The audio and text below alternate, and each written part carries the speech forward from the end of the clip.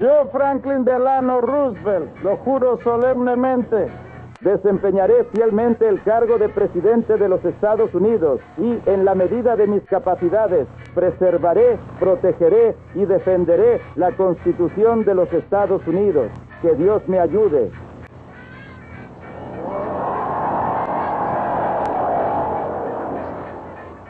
Este es un día de consagración nacional. Y estoy seguro de que en este día, mis compatriotas estadounidenses, al inicio de mi toma de posesión como presidente, me dirigiré a ellos con un estándar y una decisión que la situación actual de nuestro pueblo exige. Esto es 3 y un mes de tiempo para decir la verdad con franqueza y valentía. No necesitamos, creo, dejar de hablar honestamente sobre las condiciones en nuestro país hoy. Esta nación perdurará como lo ha hecho, con violencia y protesta. Así que antes que nada, permítame afirmar mi firme convicción, que lo único que debemos temer es al miedo mismo.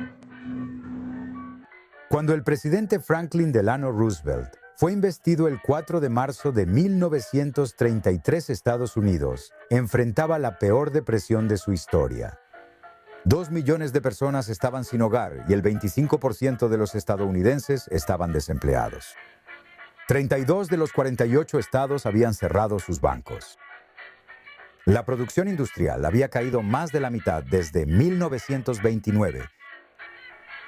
En sus primeros 100 días en el cargo, Roosevelt aprobó un número récord de leyes y promulgó innumerables programas diseñados para el alivio, la recuperación y la reforma.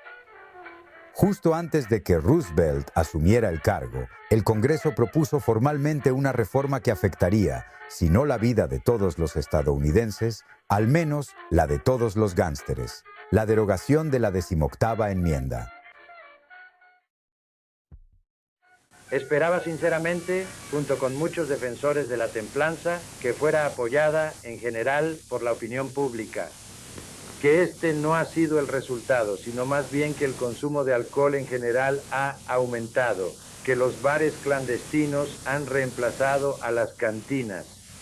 No solo en la misma proporción, sino probablemente el doble, si no es que el triple, que se ha reclutado y financiado a un vasto ejército de infractores de la ley a una escala colosal.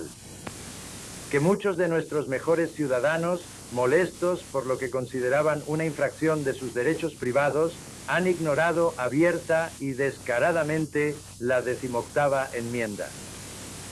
Que, como resultado inevitable, el respeto por todas las leyes se ha reducido enormemente, que el crimen ha aumentado a un grado sin precedentes.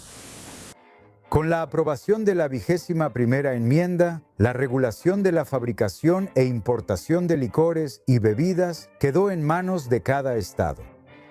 Mientras que algunos estados seguían bajo ley seca, la mayoría ratificó la enmienda dentro del año. Buscando nuevas fuentes de ingresos, muchos gánsteres y grupos de crimen organizado recurrieron al juego y las drogas. Sin embargo, aún más decidieron extender sus operaciones a otras partes del país. En la década de los años 30, muchos forajidos recorrían el país en automóviles robados. Incluso durante la Depresión, se volvió más fácil para los criminales conseguir autos y armas. Enfrentando a esta nueva clase de gánsteres estaba la Oficina de Investigación, la predecesora del FBI, que era dirigida por un hombre que llegaría a definir la organización. John Edgar Hoover nació en Washington, D.C., el 1 de enero de 1895. Al terminar la preparatoria, comenzó a trabajar en la Biblioteca del Congreso y a asistir a clases nocturnas en la Facultad de Derecho de la Universidad George Washington. Dulzura, ¿estamos bien? Hoover entró en servicio en el Departamento de Justicia el 26 de julio de 1917 y ascendió rápidamente en el servicio gubernamental. Él dirigió la División General de Inteligencia del departamento. Y en noviembre de 1918 fue nombrado asistente del fiscal general. Cuando la DIC se integró a la Oficina de Investigación en 1921, fue nombrado subdirector de la Oficina de Investigación. El 10 de mayo de 1924, el fiscal general Harlan Fiske Stone nombró al joven de 29 años, Hoover, como director interino de la oficina. Y para finales de ese año, el señor Hoover fue nombrado director. Como director, el señor Hoover implementó una serie de cambios institucionales para corregir las fallas señaladas en las críticas que se hicieron a la administración de su predecesor.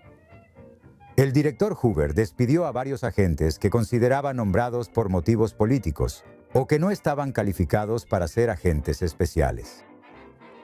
Ordenó verificaciones de antecedentes, entrevistas y pruebas físicas para los nuevos aspirantes a agente y revivió las políticas anteriores de la oficina que requerían formación en derecho o contabilidad. A medida que el público empezó a desconfiar de la imagen de los gánsteres como Robin Hood y comenzó a ver su verdadera naturaleza, cientos de cartas llegaron a la oficina de Hoover exigiendo acciones contra el crimen organizado. Sin embargo, muchos veían a Hoover como un ángel vengador, como lo demuestra esta carta del agente especial A.R. Baker.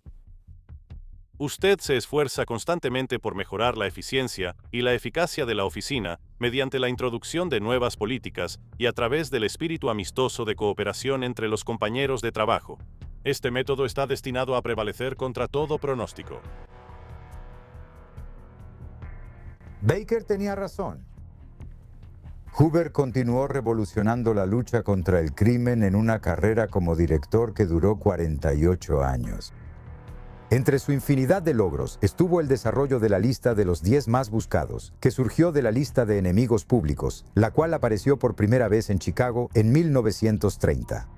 Atlantic City, G. Edgar Hoover, jefe de agentes federales. Le dice a la convención: De jefes de policía. ¿Quiénes son los Verdaderos enemigos públicos. ¿Quiénes son, señor Hoover? Son los propios criminales y sus amigos y aliados que por su propia voluntad se dedican al negocio de intentar que el crimen sea rentable. En abril de ese año, la Comisión contra el Crimen de Chicago, una organización de vigilancia cívica que se había formado justo antes de la aprobación de la 18ª enmienda para combatir el crimen organizado, a través de su fundador y presidente, Frank J. Lech, acuñó el término enemigo público, en referencia a los muchos gánsteres conocidos que operaban en esa ciudad y en todo el país. Gánsteres como Al Capone y Dan O'Banion. Lech luchó constantemente contra la imagen romántica y dramatizada del gángster que comenzó a aparecer en revistas pulp, programas de radio y películas de la época. Él creía que disipar estos estereotipos presentados de manera positiva era un paso importante para una aplicación efectiva de la ley. En un esfuerzo por poner al público en contra de los criminales, Lech proporcionó a los representantes de las fuerzas del orden de Chicago y a los periódicos una lista de lo que él llamaba enemigos públicos.